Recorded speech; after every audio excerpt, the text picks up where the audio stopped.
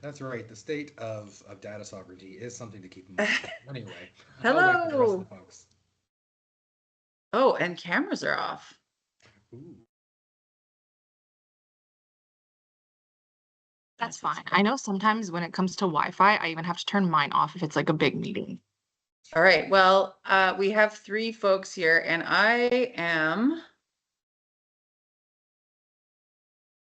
going to allow mics for now just to say hello to folks as we enter. We're learning a little bit today, folks, so thank you for being patient with us while we organize ourselves. Perfect. And we're going to wait a couple of minutes. So hello, everyone. I'm Shona from the Aaniish Gegii team, and I'm organizing today and going to do a quick little housekeeping before we get started. There is a chat section and a Q&A, and James and I will be monitoring that throughout. And you can ask questions throughout, stop, pause at any time. And if there's any technical issues, just let us know. We'll do our best. I was just telling folks that it's our first time doing it through this webinar feature that's available through Teams. So we're learning as we go. So any feedback would be also welcome on that. So I will wait one more minute because we were expecting a few more folks. And then we'll get started. Does anybody have questions before we get started? and everybody, you're welcome to put on your camera unless you're eating. Then, and you don't want us to watch you eat, that's fine as well. Having said that, it's always fun to see what people are eating. All right, we are gonna roll with it. So quickly, I'm gonna Blaine and Taya are gonna be presenting for us today as an introduction. So this is sort of like the newbies in the Anishinaabe Children's Health and Wellbeing Measure world. And if you have experience with it, we'd love to hear how your experience is throughout the presentation. So feel free to jump in. And I'm gonna let these guys introduce themselves because they're actually much better at it. So without further ado. Well, thank you. So my name is Blaine Wolf. I am the co-lead for engagement and knowledge translation here at the Anishinaabe. And I'm Tara Miracle. I'm the engagement coordinator for the Anishinaabe Gegii. Beautiful. All right. Oh, I'm so sorry. Oh, cool. I can click it. So this is our agenda for today. As you can see, these are the components of the presentation that we're going to be going over today. As Shona mentioned before, please feel free to stop us at any time for any questions. If you want to raise your hand, it's probably the easiest way for me to see anybody, or if Blaine sees anybody at all, just since I am sharing my screen on one screen. It's just a bit hard to see everybody else if they're trying to speak or anything. So thank you. So what is the Anishinaabe Gegii? The Anishinaabe Gegii bundle is a self-reported wellness assessment tool in app and tablet form. It was created in 2009 in the heart of Wacomican First Nation by youth for the youth. The final measure was completed in 2014, allowing communities to generate health and wellness information. The values and beliefs of the Anishinaabe Gegii are rooted in the OCAP and IQ principles. This means that a community's data from when they do the survey is completely owned by them 100% and operated by them. We as a team will host the data for a community on a REDCap server at CHIO if they wish, but this data is de-identified and belongs to the community from start to finish if there is a finish with their process. We do not observe, research, or look at the data ever unless we have been given formal consent by the community for a research process, which rarely happens anymore as our relevancy is grounded in 10 years of science. From these values and beliefs, the integration of the medicine wheel teachings are also rooted into the Anishinaabe Gegii to ensure it is culturally relevant for Indigenous youth using the tool. We recognize that not every community uses the medicine wheel teachings, but we understand that the basis of these values behind it is shared amongst communities. The Anishinaabe Gegii is completely free of charge for community use to ensure accessibility for all who are in need or want of the bundle. And a friendly reminder we like to add on at the end is that this tool is just for measuring wellness. It is not a diagnostic measure in a clinician's point of view. That's me. So, really quick, another thing that we want to let folks know we're both grounded in the medicine wheel teachings, but we're also grounded in Indigenous data sovereignty, as Taya was alluding to. This is Indigenous data sovereignty is an understanding that traditionally Indigenous peoples haven't had the ability to use, access, or action their own data, and Indigenous data sovereignty is a way to change that. So understanding that history is important. Engagement in community with communities is a big part of how we navigate Indigenous data sovereignty, making sure that relationship building is a big part of how we do our work. And this includes engaging with both leadership and also youth engagement. We do lots of youth engagement on this team. If you want to know more, feel free to reach out. And also understanding that Indigenous data sovereignty includes sharing. So this is resource, knowledge, sharing, and also understanding that there's collective growth to be had when Western and Indigenous partners work together, and that collective growth is just great across the board.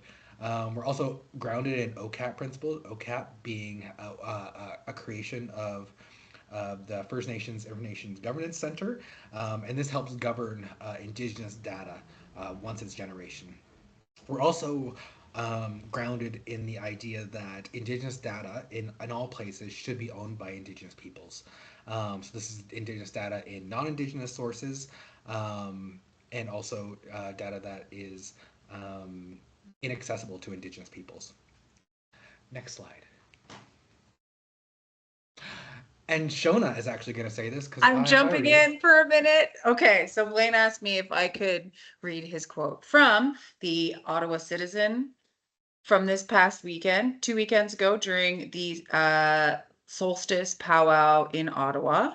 And it really captures a good thought about a little bit what our team and our work is. So I'll read it. It's really, really important that when we're talking about change, when we're talking about supporting mental health, that we are grounded in the fact that we live in a colonial system that was designed to oppress us and to push us back, is to assert our self-determination and self-governance. Blaine Wolf. So there's an actual a great article with a little bit more about what Blaine spoke to the reporter about. If you're interested, we can send you the link after this. Next slide. Oh, it's me still. So as Taya was saying again, the Anishinaabe Gegii was created both with Indigenous data sovereignty in mind, grounded in the medicine wheel teachings, and then translated into action through the wisdom of youth. How this happened was the measure was created in partnership with Wikwemikong unceded territory. The researchers, both within Wikwemikong and outside, went to the children and asked them what their ideas of wellness was based on this medicine wheel teaching. So they grounded them in the medicine lodge in Wikwemikong, learned and grounded themselves in those medicine wheel teachings, and then went out into the community with a little disposable camera where they took pictures of their ideas of wellness and then placed them on a big medicine wheel once they got back. And then from there, we were able to generate concepts and questions that fill the ACHWM, the Anishinaabe today. So spiritual health is about establishing peace and harmony with the energies of the universe.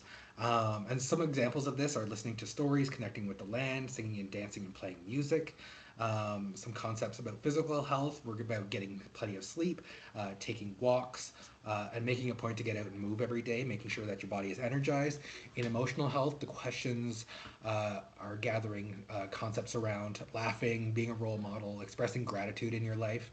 And then in mental health, we ask questions around writing and spending time with friends, learning new things, and also setting goals and making plans. So it's a really, really neat tool that is grounded in the things that mean something to youth. And that's why we have well over 90% completion rate for this thing. It takes 10 to 15 minutes. Anyway, I'm getting into the details. You're up next. Taya. Oh, no, it's still me, actually. And it's also important that while we are grounded in the wisdom of youth, we're also grounded by science. This measure is valid and reliable against the PEDS QL, two Western measures that also measure a child's or youth's self-assessed idea of their own wellness. So when communities use that, they can be rest assured that the data is scientifically valid to be used for both research and governance. There. But as Blaine was getting ahead of himself and trying to say my part, let's take a look at our app. So the survey runs on an app form that has to be downloaded from our website, not the App Store for privacy and safety reasons. The survey is 62 questions long and normally takes about 10 to 15 minutes to complete. We offer different versions of the survey to accommodate for children who have multiple homes, are in care, or identify as the many Indigenous nations across the land, such as Métis, First Nation, or Inuit. Before having a child or youth participate in the survey, the community leaders in charge of this project will assign the youth a number for survey completion. This number then allows a name not to be attached to the data and creates more privacy for the youth participating. We highly recommend that this number not be associated with anything else that the youth uses. So example, health card number, status card number, student ID, and so forth. These two photos that we see right here on the screen are two examples of the questions that the youth or child will be asked and the choices that they are given to answer. We prioritize having a scale of answers. As many of us know, health and wellness is never a simple yes or no answer. For accessibility needs, the child or youth has the option to have the questions read out to them as well, or can pause the survey at any time. We ask when pausing to the survey that you no longer do this in more than 3 days, because we really just want to get a snapshot of what that child or youth health look in the moment. You can run the survey offline, but you will need Wi-Fi to upload your data to then get some forms of data that we'll be going over in the next slides. Now we're going to go over a little short demo so you can see what the app actually looks like together. So when you get on to the database and you create a member portal, you're going to have a username and then you're going to have a PIN. And this is once you have a project up and running and so forth. So we just have demo projects here that we always use when we're presenting. And I believe, yeah, I already put in some participant ID info, so you'll see that here. You can put in pronouns for the child. We do birth month and year. This just kind of gets us a better idea of how old the child is and what grade they're in as well. And then you can actually say where the survey was completed as well. And then you can click the different versions that we have, because we do offer them in English and French as well. And then we do have the importance of the child has provided consent, because we do want to make sure that this consent process is being covered across all boards of people who are involved in the survey. So I laugh and I have fun. What do we want to say? Maybe sometimes. And then I feel bullied. We can maybe do always. And then I see the beauty in nature. We can do sometimes. I'm proud to be a part of my community. We can do often. I'm grateful for what I have. Maybe hardly ever. I get a good night's sleep. Often, I eat healthy foods. Sometimes, my family helps each other. Often, I feel like good things will happen. Hardly ever. I feel loved by other people around me. Sometimes, and I have hope for my future. We'll go sometimes. So then once the child completes the survey, they'll be brought to this screen, and then they won't know the secret password to get to the next one, which you just click it 4 times. So then this helps. Even though the child couldn't get into it from here, it just helps them not see any other data that they're not supposed to see besides the balance chart, which we'll be going over in a moment. Oops, so sorry. Oh my gosh, apologies. Okay, perfect. So before we get to the balance chart, though, another part of what makes us different from other wellness surveys is from the completion of the survey, a child or youth will have a follow-up conversation with the local health worker. This local health worker is one that the community or organization will pick themselves that will run the survey for the children and have a follow-up conversation with them afterwards. The local health worker is someone who is trusted in the community and has knowledge of crisis support skills. Examples of who they are on the slide, but as we said, elder, auntie, counselor, social worker, or new nurse. They will use the balance chart as a way to give physical examples to the youth where their strengths are in the different quadrants of spiritual, mental, physical, or emotional. We highly recommend that said health worker starts with the strengths versus the lower quadrants, as we want to encourage and uplift our youth by acknowledging their strengths first, not just paying attention to the negatives. We want our youth to feel valued. Now, after talking about the balance chart, let me show you what it actually looks like. Perfect. So up in the top right corner is the photo of the balance chart, and then down below is the brief report. So here are the 2 immediate forms of data that will be produced when the youth completes the survey. The balance chart is what I spoke on before that the local health worker will go over with the youth.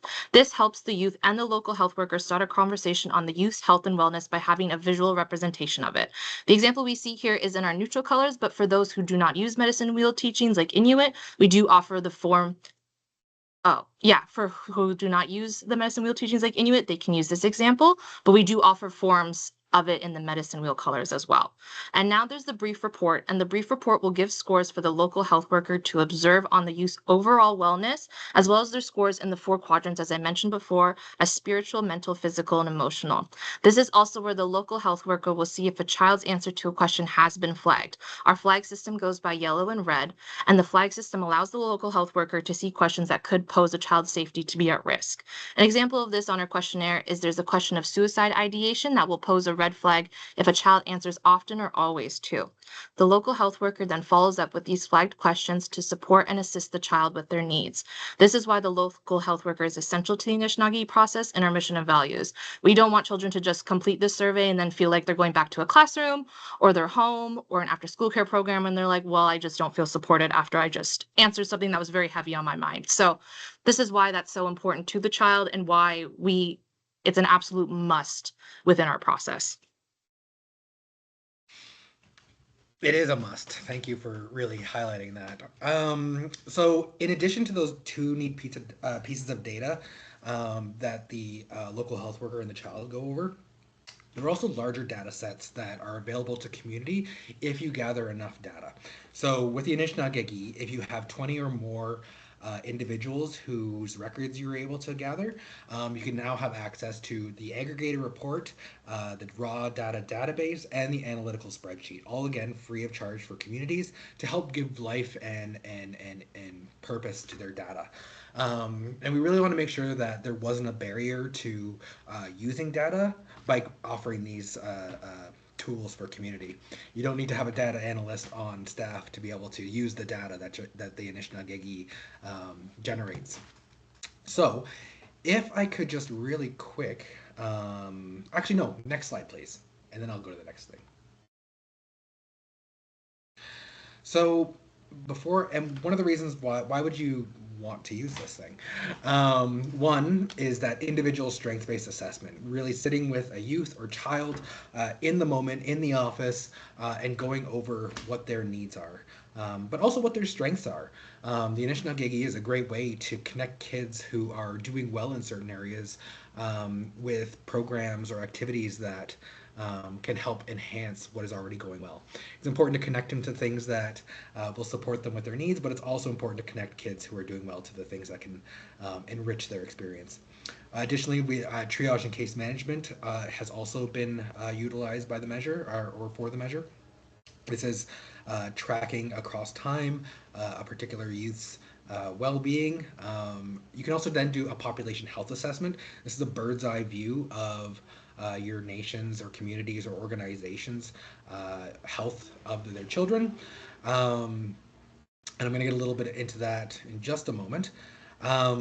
And then in program evaluation, doing a test retest of a particular program to check its efficacy. You can also, in this time of climate change, or if there is a particular traumatic event, you could do a scan of youth population, do an intervention to support them, and then do a scan afterwards to check the efficacy of that intervention. Research is also a big reason to use data for change, and then lots of other reasons. And just really quickly, the way that the questions are distributed there are 24 emotional, 13 physical, 9 mental, and 16 spiritual questions that are going to help community dial into what their youth needs and what their youth can tell them about what their community needs. Now I'm going to take over the screen for a moment, if you don't mind, Taya. That's perfect. Hi, everybody. And I'm going to show you how to use the analytical tools that we have available to communities. So we can see my screen, just the classic team saying great. So we're going to go to our website, like Taya was saying earlier. We're going to log in. Simple as this. It put in my my information, and we're going to go to My Projects. You can see I have a whole bunch of interesting projects, but we're just going to use the demo data right now. So this isn't real data. There's no children in this data set. We're going to go to members. There's a bunch of interesting people who have access to this. And then we're going to go to the actual data. So cycles and reports. So you can see, you can direct your data collected to a particular cycle that can be different community organizations that are using the measure, different schools that are using the measure that are in the same project, different times when data were collected. So if you want to do initial assessment and a follow-up assessment, you could create two different data sets. We also have the ability to collapse all data sets into one. It's a bit labor intensive, but we can do it. And we actually are updating our whole offerings. So stay to come to that to Lunch and Learn. Anywho, so let's have a look at the report real quick. So this is all the data that is in our full demo. And this is what communities have access to. It's a simple report that gives life to the data. We have the age distribution of the participants. We have the locations where the data was collected. We have the global health ratings. At the beginning of the survey, there is a global health rating question. How was your health in the last month? This is how that is answered across your population. A box plots to get a visual idea of the different quadrants as well as the summary scores. And just lots and lots of different ways to visualize your data, right up to and including how kids answer the positive questions. So there's positive and negative questions in the measure. And then there are 3 questions at the very end, which are open-ended, and they're added to a word cloud. So what do you do to stay active? Lots of kids want to go walking and jogging. It's a bunch of adults, and it's us. That's what we want. What cultural activities do you do? So this is another way that the youth in your community can help tell you what they want, what they need, and what they feel would help enrich their lives. Additionally, if you want to get a little more nerdy with it, you can look at the data itself. So I am going to download the data. So again, it says here, I understand that small data sets of less than 5 participants may pose a risk of identifiable information that is important, and that it is important to take care when reporting and sharing this data. Again, we want people not to access this data if there are less than 20 kids, because in small communities, there is enough data points that there could be potential for identification in those communities. So we want to make sure large data sets of over 20 are the ones that use this. Having said that, we are not overly prescriptive about this sort of things, and if there is reason for communities to access a smaller data set, then we are under data sovereignty. We're not really under the obligation to stop them from accessing that. So we're going to open up this. My data is being downloaded over here, and in using this data, and it's going to open up in a separate window, I'm also going to open up the perfect. I'm going to convert. Maybe I shouldn't have. So this is the raw data. This is all the information that came from the tablet, uploaded to the CHIO RI server that communities have access to. So the way that we use this data is, as it stands right now, it's not very understandable. It's if you're a data-minded person, this might make a lot of sense. But one way that we train communities to use it is to simply cut their data set, and then go over here back to our website, click on this analytical spreadsheet, and we're opening it here. Here's some instructions on how to use this data. We go here to the bottom, click on raw data, we paste here momentarily, and by paste I mean copy. Oh no, did it do it? Let's find out. We're going to do this together. We're copying, and it's totally going to work. Not me on screen sweating. Don't worry, I'm fine. Quickly, Blaine, actually scroll up to line 2. Merci. But It's in a yellow box. And for some reason I can't cut and or paste. Excuse me. I'm just going to do this again. Sometimes this happens when you're doing it from the web version to the app version, so bear with me, folks. Okay, I'm going to do it like this. We're cutting, we're copying. Okay.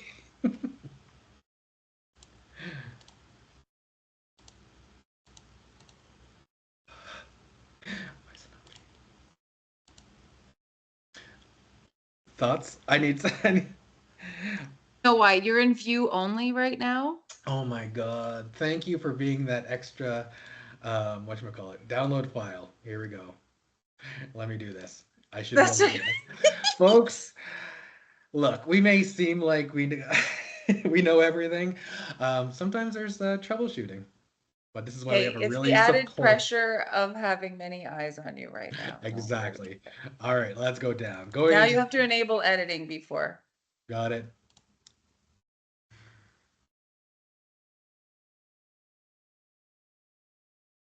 Perfect. Ah, wonderful. Thank gosh it's not just me out here. And now we can paste. Woo! Folks, I will take applause. Okay, so here we go. It's just thinking for a second. And now we're going to go down to, excuse me while it thinks. It may have froze. Here we are. So here's the labeled data. This is all this raw data with a bunch of numbers now translated into words. So this actually is a place where you can see how individually the children answered the questions. Um, when it comes to the brief conversation, the individual answers to the questions aren't as important as the conversation based around the medicine wheel. But with a larger data set, it is the individual questions can start to have meaning. So here is the translated data set. This is a health report. So this is a bunch of interesting diagrams and ways to visualize your data. So the location inflow, all stuff that is found both also in the brief report. But what's neat about this analytical spreadsheet is you can start to play with the data. You can click, oh, I just want to know about the grade fives, or I just want to know about the grade fives, and well, you know what I mean. So you can play with your data here. You can see the proportion of good outcomes, so you can start getting your percentages. You can play with this spreadsheet a little bit easier too than the data, other than the report. Um, and then you can also find the individual reports of children within the data set. If you wanted to find out individually how they answered, um, yeah, but that is the analytical tools that are available to community. I'm trying to stop sharing here.